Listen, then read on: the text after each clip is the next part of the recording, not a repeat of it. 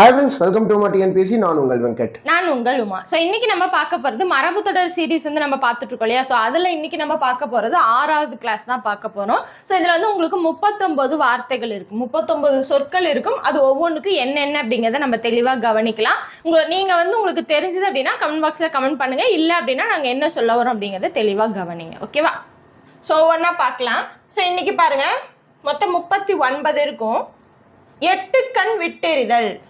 8 கண் வெட்டெறிதல். கண் வந்து பார்த்தீங்கன்னா ஒரு மனிதனுக்கு 2 கண்கள் இருக்கு. அப்போ நம்ம 4 திசையிலையும் நம்ம பார்வையை செலுத்தணும் அப்படின்னா எத்தனை கண் வரும்? 4 × 2 8 கண். 8 திசையே இருக்கு மொத்தமா. திசை 8 இருக்கு. நார்மலா 4ன்னு சொல்லுவோம். 8 கண் இருக்கிறதுனால நான் சொல்றேன். அப்ப 8 பக்கமும் நம்ம சொல்லலாம். இல்ல 8 கண் அப்படின்றதுனால நம்ம கிட்ட 2 கண் இருக்கு அப்படின்ட்டு நம்ம 4 திசையும் சுத்தி பார்க்கறதுக்கு 8 கண் தேவைப்படும்னு வச்சுக்கலாம். அப்ப நம்ம பார்வையை 8 கண்ணை 4 திசையிலையும் விட்டுறோம் அப்படின்னா, பார்க்கிறோம் அப்படின்னா, அப்ப அந்த 4 திசையுமே ஓகேவா, அந்த எல்லா திசையும் நம்ம கண்ட்ரோல்ல இருக்கு அப்படின்ற மாதிரி நம்ம எடுத்துக்கலாம். எங்கும் தன் அதிகாரத்தை செலுத்துது. 4 திசைகளிலும் நம்மளுடைய அதிகாரத்தை நம்ம கண் பார்வையிலேயே செலுத்துறது. எந்த பக்கமும் 8 ல் 10. 8 ல் 10 நடுவுல 9 மட்டும் மிஸ் ஆகுது. அப்ப நடுவுல இடையிடையே, இடையில இடையிடையே நடுவுல வந்து அந்த 9 மிஸ் ஆகுதா? 8 ல் 10 9 இல்ல, அப்ப இடையிடையே. 8 இருக்கு, 10 இருக்கு, நடுவுல 9 மிஸ் ஆகுது. அப்ப இடையில இருக்கக்கூடிய 9 அப்படின்றதுனால அதை இடையிடையே அப்படின்னு நம்ம வச்சுக்கலாம். அடுத்து ஏய்ப்பில் வைப்பு. ஏய்ப்பில் வைப்பு. வைப்பு அப்படின்னா வைக்கிறது. ஏய்ப்பில் அப்படின்றது, எய்ப்பு அப்படின்றது முதுமை காலத்தை குறிக்கக்கூடியது. நம்மளுடைய முதுமை காலத்தை குறிக்கக்கூடியது எய்ப்பு அப்படின்னு சொல்லுவாங்க. ஸோ அப்போ முதுமையில நம்ம வைப்பு அப்படின்னா சேமிச்சு வைக்கிறது அப்படின்னு, முதுமையில நம்ம எதை சேமிச்சு வைக்கலாம் அப்படின்ற மாதிரி. முதுமை அப்படிங்கறத இங்க எப்படி சொல்லியிருப்பாங்கன்னா இளைப்பு காலம் அப்படின்னு சொல்லியிருப்பாங்க. இளைப்பாறுதல். முதுமை காலத்துல தான் நம்ம இளைப்பாறுவோம். இளமை காலத்துல நம்ம அந்த பொருள் சேர்ப்பதற்காக வந்து பார்த்தீங்கன்னா நம்ம ஏதோ ஒரு வேலை செஞ்சுக்கிட்டே இருப்போம். முதுமை காலம் அப்படின்றது நம்ம இளைப்பாற காலம். இளைத்த காலத்துக்கு உதவுவதற்காக சேர்த்து வைக்கக்கூடிய பொருள் அப்படிங்கிறது தான் பொருள். ஓகேவா? ஸோ இளைத்த காலத்தில் உதவுவதற்காக சேர்த்து வைக்கப்படும் பொருள் அப்படிங்கிறது தான் எய்ப்பில் வைப்பு அப்படிங்கிறது. அடுத்து எழுத்தெண்ணி படித்தல். எழுத்தை எண்ணி படிக்கிறதா? எழுத்தை எண்ணி படிக்கிறது அப்படின்னா எல்லா வார்த்தையும் படிச்சு முடிச்சிருவோம். ஒன்றும் விடாமல் படித்தல்.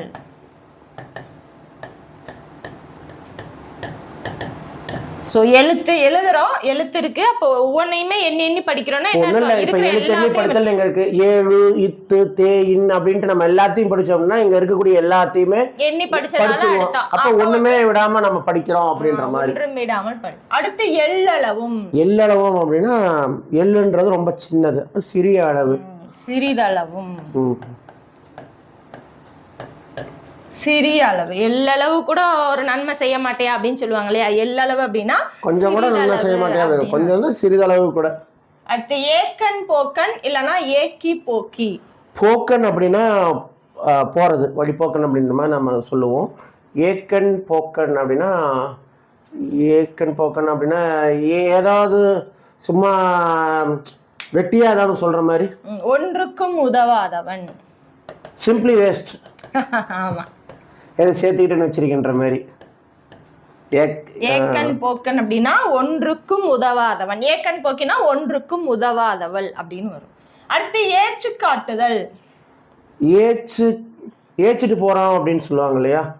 ஏச்சிட்டு போறது அப்படின்னா ஏமாத்திட்டு போறது அப்படின்ற மாதிரி சொல்லுவோம். அந்த மாதிரி சொல்லலாம். இது எப்படி சொல்லலாம்னா பழிப்பை சுட்டி காட்டுதல். ஓகே. ஏச்சுக்கும் மற்றவங்களுடைய ஏச்சுக்கும் பேச்சுக்கும் ஆளாகிற மாதிரி விஷயத்தை செஞ்சிடாதம்பாங்கல்ல. ஏச்சுக்கும் பேச்சுக்குன்னா மற்றவங்களுடைய அந்த பழிச்சொல்லுக்கு நாம் ஆளாகி விடக்கூடாது அப்படின்ற மாதிரி வந்து அந்த ஏச்சு அப்படின்ற விஷயத்தை நம்ம யூஸ் பண்ணுவோம். அப்ப ஏச்சு காட்டுதல் என்ன? பழிப்பை சுட்டி காட்டி பேசுதல். இன்னொருத்தவங்க ஏதாவது செஞ்சுட்டாங்கன்னா அதை வந்து சுட்டி காட்டி சொல்றதுதான். அடுத்து ஏடாகூடம். ஏடாகூடம்னா ஏதாவது தப்பா ஏதாவது செஞ்சிடக்கூடாது. ஏடாகூடம்னா தாறுமாறு. ஏட்டிக்கு போட்டி. விதாண்டாவாதம். நீங்க ஒண்ணு சொல்லுவீங்க, நான் ஒண்ணு சொல்லுவேன், நீ பெருசா நான் பெருசான்ட்டு விதண்டாவாதம் பண்றது. விதண்டாவாதம். ஏட்டிக்கு போட்டி பேசிட்டே இருக்காது அப்படின்னா என்ன எதிர்த்து எதிர்த்து பேசுறது, அவங்க சொல்றதுக்கு ரிப்ளை வந்து பண்ணிக்கிட்டே இருக்காது, சால்வே ஆகாது. ஆமா, அந்த மாதிரி சொல்றத விதண்டாவாதம் அப்படின்னு சொல்லலாம். அடுத்து ஏட்டு சுரைக்காய். ஏட்டு சுரைக்காய் கறிக்கு உதவாது அப்படின்ட்டு நான் ஸ்கூல் படிக்கும் போதெல்லாம் அந்த சுவரில் வந்து எழுதி வச்சிருப்பாங்க. எதற்காக அப்படின்னா சுரைக்காய் வெறும் ஏட்டளவில் மட்டும் இருந்துச்சு அப்படின்னா அது சமைச்சு சாப்பிட்றதுக்கு உதவாது. ஓகேங்களா? அனுபவம் இல்லாத கல்வி அறிவு. ஸோ புக்கில், அதாவது புக்கில் இருக்கக்கூடிய சுரைக்காய் இப்போ வரைஞ்சி இருக்கு அப்படின்னா அதை வந்து எடுத்து நம்மளால சமைக்க முடியாது இல்லையா? ஸோ அதை தான் சொல்லியிருப்பாங்க. சும்மா படிச்சு இது பண்றது மட்டுமே வந்து ஒரு அறிவா இருக்காது. என்னது அனுபவம் அப்படிங்கிறது தான் மிகப்பெரியது. ஏட்டு சுரைக்காய் கறிக்கு உதவாது. ஸோ அனுபவம் இல்லாத கல்வி அறிவை தான் சொல்லுது. அடுத்து ஏட்டு படிப்பு. ஏட்டு படிப்புனா வெறும் புத்தக படிப்பு மட்டும். ஏட்டு படிப்புனா உலக பழக்கம் இல்லாத படிப்பு.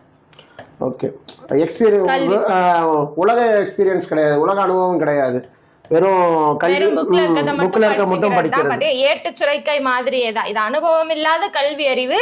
இது பாத்தீங்க அப்படின்னா உலக பழக்கம் இல்லாத கல்வி அறிவு. ஏனல் கோணல். ஏனல் கோணல். கோணல் அப்படின்னா கோணிட்டு இருக்கிறது, ஏனல் அப்படின்னா மேல ஏறுறது. அப்ப ஏனல் கோணல்னா ஒழுங்கின்மை. ஏனல் கோணல் அப்படின்னா ஒழுங்கின்மை.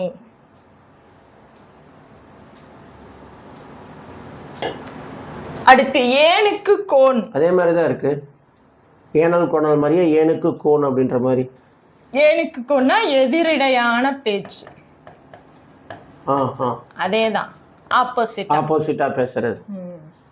ஓகே, திசை மாதிரி ஒன்னு இப்படி போகும், இன்னொன்னு பேச்சு இப்படி போகும், அந்த மாதிரி எதிரடையான. ஏதும் கெட்டவன். ஏதும் கெட்டவன் ஒண்ணுமே இல்லாதவன், இது சிம்பிளி வேஸ்ட். பயனற்றவன். ஏதும் கெட்டவன் அப்படின்னா பயனற்றவன். ஏப்பை சாப்பை. இந்த வார்த்தை நான் அதிகமா உபயோகப்படுத்துவேன். அதேதான் ஆக்சுவலா பயனற்றது. ஏப்ப சாப்பையா வந்து நம்ம கொஸ்டின் வந்து பாத்தீங்க அப்படின்னா உங்களுக்கு கொடுக்குற கொஸ்டின் தரமா இருக்கணும். சும்மா ஏப்ப சாப்பையா நானும் கொஸ்டின் எடுக்கிறேன் எனக்கு கொடுக்க. ஏப்ப சாப்பையா அப்படின்றதே வந்து பாத்தீங்கன்னா ஒர்த்லெஸ், அது பிரயோஜனமே இருக்காது. சும்மா கடமைக்கு கொடுக்கறது கொடுக்காம இருக்கலாமேன்றதுக்காக நான் அடிக்கடி நான் உபயோகப்படுத்துற ஒரு வார்த்தை. செந்தில் சொல்வார்ல, சிம்பிளி வேஸ்ட், ஏதோ கூட சேர்த்துட்டேன்னு வச்சிருக்கேன், அந்த மாதிரி கவுண்ட முடியும் அவர் சிம்பிளி வேஸ்ட்னு சொல்லுவார். ஆமா அப்படின்னு சொல்லுவார். ஏப்பை சாப்பை அப்படின்னா பயனற்றது. ரெண்டுமே ஒன்னே தான். ஓகேங்களா? ஏதும் கெட்டவன்னா பயனற்றவன், ஏப்பை சாப்பைனா பயனற்றது. அடுத்து ஏய்ப்பு காட்டுதல். ஏய்ப்பு காட்டுதல். ஏய்ப்பு அப்படின்னா மற்றவங்களை வந்து நம்ம ஏய்க்கிறது, அந்த டைப்ல எடுத்துக்கிட்டோம்னா மற்றவங்களை நம்ம கண்ட்ரோல் பண்ற மாதிரியா? நயவஞ்சகம். ஓகே, நயவஞ்சகத்தால் தான் வந்து ஒருத்தங்களை நம்ம ஏய்ப்பு காட்டுது. அவன் ஏச்சிட்டு போறான் அப்படிங்கிற மாதிரி சொல்லுவாங்க, நம்மள ஏமாத்திட்டு போறது சொல்றது. அத இப்ப ஏய்ப்பு காட்டுதல் அப்படின்னா நயவஞ்சகம் செய்தல். அடுத்து ஏழை குறும்பு. ஏழை குறும்பா? ஏழைக்கு என்ன குறும்பு? கோயம்புத்தூர் குசும்பு கேள்விப்பட்டிருக்கேன். இது வந்து ஏழை குறும்புன்னா இது எப்படின்னா பேதை போல காட்டி செய்யும் குறும்பு. பேதை போல காட்டி செய்யும் குறும்பா? ஒரு மாதிரி பேதை அப்படின்னா பெண் அப்படின்னு சொல்லலாம். இந்த இடத்துல ஒன்னும் தெரியாத மாதிரி சொல்லி அப்படியே வந்து குறும்பு செய்யற மாதிரி. ஞாபகம் வச்சுக்கீங்க. ஏழை குறும்பு அப்படின்னா பேதை போல காட்டி செய்யும் குறும்பு. ஓகேங்களா? அடுத்து ஏறக்கட்டுறது. ஏறக்கட்டுதல் அப்படின்னா தள்ளி வைக்கிறது. ஏறக்கட்டு அப்படின்னு சொல்லுவாங்க இல்லையா? ஒத்தி போடு, தள்ளி வைத்தல் அப்படின்ற மாதிரி மீனிங் அப்படின்னு சொல்லலாம். இன்னொன்னு பாத்தீங்கன்னா உயரக்கட்டுதல் அப்படின்னு சொல்லலாம். உயரக்கட்டுதல் சொல்லலாம், இல்லைன்னா அடியோடு நிறுத்தல். நீங்க சொன்னது அடியோடு நிறுத்தல். அடியோடு நிறுத்தல் நீங்க சொன்னீங்க. ஏற கட்டுதல்னா உயர கட்டுதலும் சொல்லலாம். ஏற்றம். ஏற்றம் அப்படின்னா ஏறக்கட்டு அப்படிங்கறாங்க. அந்த மாதிரி ஏறுதல் அப்படின்னா நம்ம மேல ஏறி போறதான ஏரி அப்படின்றது. அப்ப ஏற கட்டுதல் அப்படின்னா மேல உயரத்துல கட்டுறது, அந்த மாதிரி கட்டுறது. இல்லைன்னா அடியோடு நிறுத்தல் அப்படிங்கிற பொருளும் உண்டு. அடுத்து ஏற இறங்க பார்த்தல். ஏற இறங்க பார்த்தல் அப்படின்னா மேல இங்கேயும் பாக்குறது. எதுக்கு ஏற இறங்க பாக்குறது? கொஞ்சம் ஆளு கோக்கு மக்கா வந்துட்டாங்க அப்படின்னா மேல கீழே பார்ப்போம் இல்லையா? மேலையும் கீழே, ஏற இறங்க பக்கத்துல என்ன, ஏற இறங்கு அப்படின்னா மேல கீழே. அடுத்து ஏற வாங்குதல். ஏற வாங்குதல், ஏற அப்படின்னா மேலே, மேலே போய் வாங்குறதுன்னா சொத்து வாங்குறதா? மேலே போக போக நம்ம எல்லாத்தையும் வாங்குற மாதிரி. முழுதும் விலைக்கு வாங்குதல்.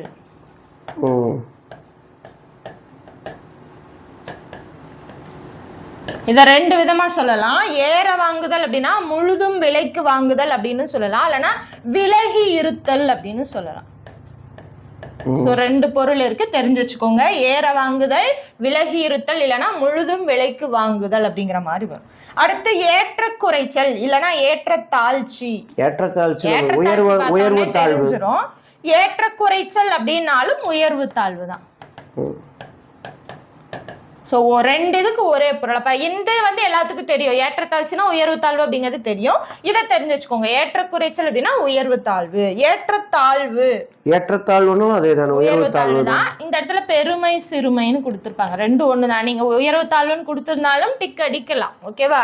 சோ ஏற்றத்தாழ்வு, ஏற்றத்தாழ்ச்சி, ஏற்ற குறைச்சல் எல்லாமே உயர்வு தாழ்வு தான் வரும். ஒண்ணு ஏற்றனா ஒண்ணு ஏறுது, குறைச்சல்னாலும் இன்னைக்கு இறங்குது. அப்ப அந்த உயர்வு தாழ்வை பத்தி பேசக்கூடிய விஷயங்கள். அதே மாதிரி பெருமை சிறுமைன்னு வந்தாலும் நீங்க வந்து டிக் அடிச்சுக்கலாம். அதே உயர்வா இருக்கவங்கள பெருமைப்படுத்துறதும் தாழ்வா இருக்கிறது சிறுமைப்படுத்துறதுன்ற மாதிரி தானே.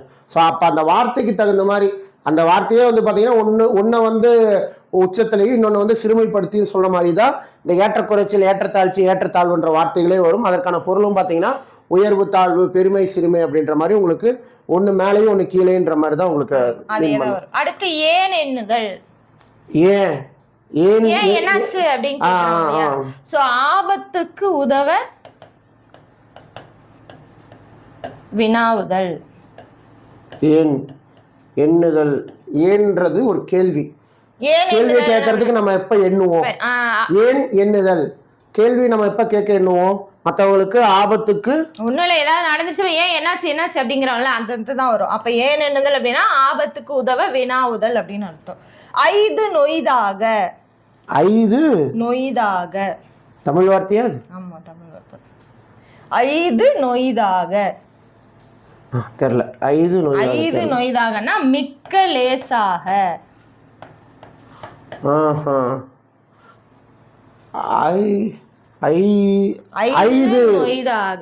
ஐது அப்படின்னா அறிந்து அப்படின்ற மாதிரி வச்சுக்கலாம். அறிஞ்சு, அந்த மாதிரி அறிஞ்சு அப்படின்னா ரொம்ப நம்ம பீஸ் பீஸா வெட்டுற மாதிரி. அப்ப மிக்க லேசாக அப்படின்னு நீங்க ஞாபகம் வச்சுக்கலாம். ஐது நொய்தாகனா என்ன, மிக்க லேசாக.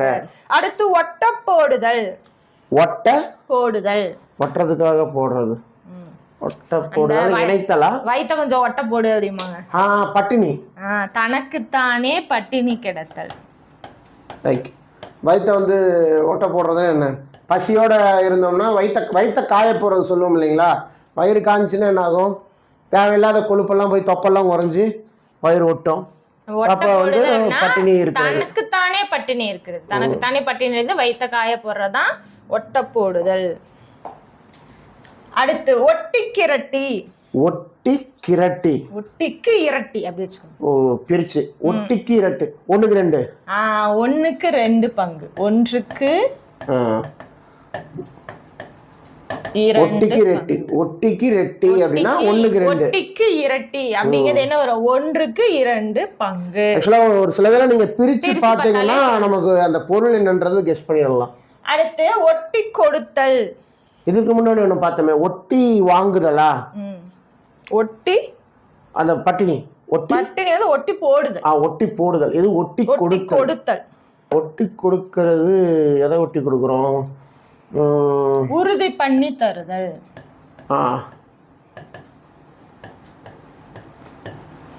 ஒட்டி கொடுத்தல் அப்படின்னா உறுதி பண்ணி தருதல். ஓகே, ஒன்றும் இல்லை. இப்போ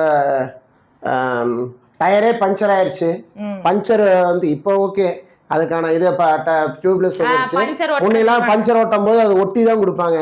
ஒட்டி கொடுத்தாங்கன்னா அவங்க மேலே இருக்கிற நம்பிக்கையில் ஓகே பஞ்சர் ஒட்டிட்டாங்கன்ற நம்பிக்கையில் தான் திருப்பி நம்ம வண்டி எடுத்து ஓட்டுவோம். அப்போ அந்த ஒட்டி கொடுத்தோம்னா என்னது? அந்த டயர் வந்து உறுதியாக இருக்கு, நீ ஓட்டிட்டு போகலாம் அப்படின்ற அந்த நம்பிக்கையை கொடுக்குறது. இப்போ ஞாபகம் வச்சுக்கோங்க, அந்த மாதிரி ஞாபகம் வச்சுக்கோங்க, ஓகேவா? அடுத்து ஒட்டு மொத்தம். ஒட்டு மொத்தம்னா ஃபுல்லாகவே, மொத்தமாக, முழு மொத்தம். அடுத்து இது ஒட்டுவா ரொட்டி. ஒட்டுவா ரொட்டி. இது வந்து பாத்தீங்கன்னா தொத்து நோய்க்கு சொல்லக்கூடிய வார்த்தை. தொற்று நோய். ஒட்டுவா ரொட்டி நோய்னு சொல்லி கேள்விப்பட்டிருக்கீங்களா?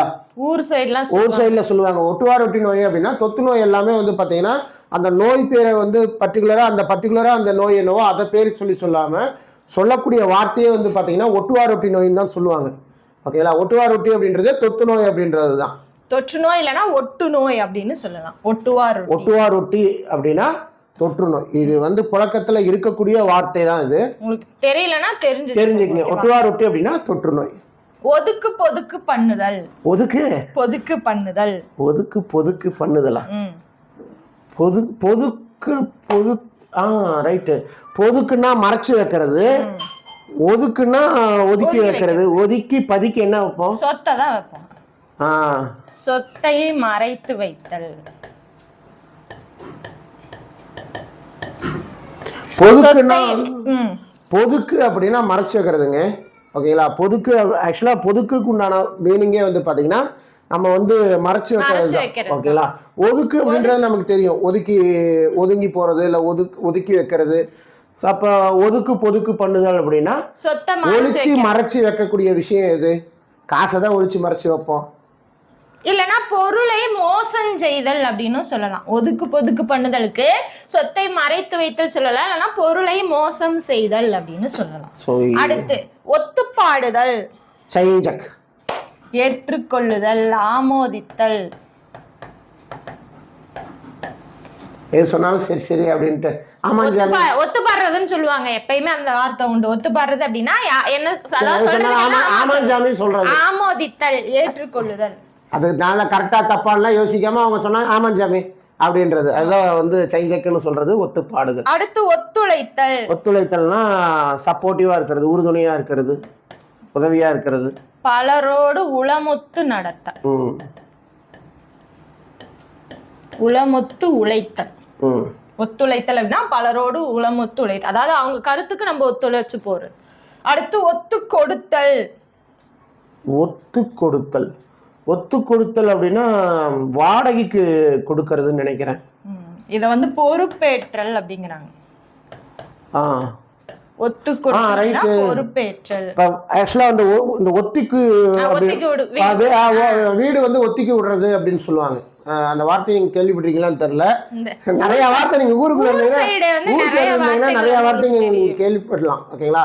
ஒத்திக்கு கொடுக்கறது அப்படிம்பாங்க. இந்த ஒத்திக்கு கொடுக்கறது அப்படின்றது வந்து வீட்டை வந்து போகியத்துக்கு, அதாவது போகியத்துக்கு கொடுக்கறது அப்படின்ற மாதிரி சொல்லுவாங்க. ஏன்னா ஒரு 3-4 வருஷத்துக்கு ஒரு அக்ரிமெண்ட் போட்டு வீட்டுக்கு அந்த மொத்தமா பணத்தை வாங்கிட்டு அவங்க பொறுப்புல அந்த வீட்டை கொடுக்கறது. ஸோ அதுதான். அப்ப இந்த பொறுப்பு ஏற்றது தான் வந்து அந்த ஒத்து கொடுத்தல் அப்படின்றது. அப்ப ஒத்து கொடுத்தல் அப்படின்னா என்ன சொல்லலாம்? பொறுப்பேற்றல் அப்படின்னு சொல்லலாம். இல்லைன்னா கணக்கு இருக்கு இல்லையா, கணக்குக்கு வகை சொல்லுதல் அப்படின்னு சொல்லுவாங்க. அதான் சொன்னேன் இல்லைங்களா, 4 வருஷத்துக்கு அக்ரிமெண்ட் போடுறோம், 5 லட்சம் ரூபாய்க்கு வந்து போகியத்துக்கு விட்டுருங்க, ஒத்திக்கு கொடுக்கறது அப்படிமா. போகியம், ஒத்தி இதெல்லாம் வந்து ஒரே வார்த்தை தான். அடுத்து ஒரு காலில் நிற்றல். ஒரு காலில் நிற்றல்னா ஒரு கால நின்று அடம் பண்றது, எல்லாம் தவம் பண்றது. விடாப்பிடியாய் நிற்றல். ஒத்த கால எனக்கு நின்று இப்பயே வேணும்னு அடம் பிடிக்கிறான் அப்படின்னு சொல்லுவாங்க. ஒத்த காலில் நிற்கும் இல்லையா, அந்த மாதிரி. கொக்கு எதுக்காக ஒத்த காலில் நிற்கும்? மீன் போறது அந்த இது பார்க்கறது வந்து ஒத்த காலில் நின்றுட்டே இருக்கும். ஸோ விடாப்பிடியாய் நிற்கிறது. ஓகேவா? ஸோ எப்பயுமே ஒரு விஷயம் குழந்தைங்களே ஏதாவது அடம் பிடிக்குது அப்படின்னா எதுக்கு இப்போ அது வேணும்னு சொல்லிட்டு ஒத்த காலில் நின்றுட்டு இருக்க அப்படின்னு சொல்லி கேட்கிறோம் இல்லையா, அந்த இதுதான். அப்போ ஒரு காலில் நிற்றல் அப்படின்னா விடாப்பிடியாய் நிற்றல். ஒரு கை பார்த்தல். ஒரு கை பார்த்தரலாம் அப்படின்னா வாடா ஒண்டி பார்த்தரலாம் அப்படின்ட்டு வெல்ல முயலுதல். நீயா நானா ஒரு கை பார்த்தலாம் அப்படின்னு சொல்லல. அந்த அப்ப நான் ஜெயிக்கிறேன்னா நீ ஜெயிக்கிறியான்னு பார்த்தலாம் அப்படின்ட்டு அந்த வெற்றிக்கான முயற்சி எடுக்கக்கூடிய ஒரு இதுதான். அடுத்து ஒரு கையா இருத்தல். ஒரு கையா இருக்கேன் அப்படின்னா உங்களுக்கு அந்த அளவுக்கு நான் வந்து உறுதுணையா இருப்பேன் அப்படின்ற மாதிரி. அதாவது இது என்ன சொல்றாங்கன்னா, எதிர்கட்சிக்கு பகையா இருக்காங்க இல்லையா, அவங்க கூட ஒத்துமையா இருக்கிறது அப்படின்னு சொல்றாங்க.